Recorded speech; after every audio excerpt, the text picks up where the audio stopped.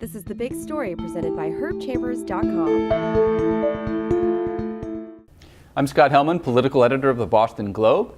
Today is Inauguration Day. Governor Deval Patrick was sworn in for a second term. Means he's going to be our leader, or so we think, for another 4 years.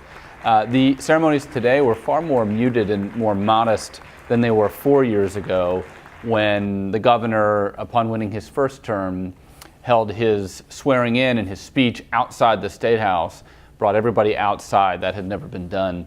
He also had a series of inaugural balls around the state. There were many events. They spent about $2 million. This year, it's a much more scaled-back affair. Patrick today was sworn in by Senate President Therese Murray in the House chamber.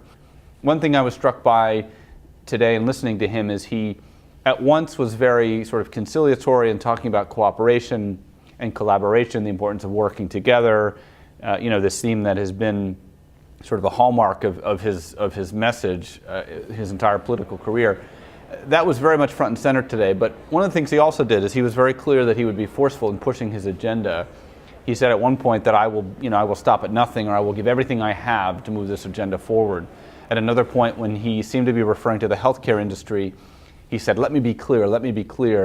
The time for talk is over, the time for action is now, or the time for action has arrived. And I think he's trying to send the message that, especially now that he has this political capital in a second term, he is going to spend it, so to speak, and he wants to use the bully pulpit and wants to use the sort of power of the ideas and his policies and his will to sort of double down on the agenda that he set forth in the first term.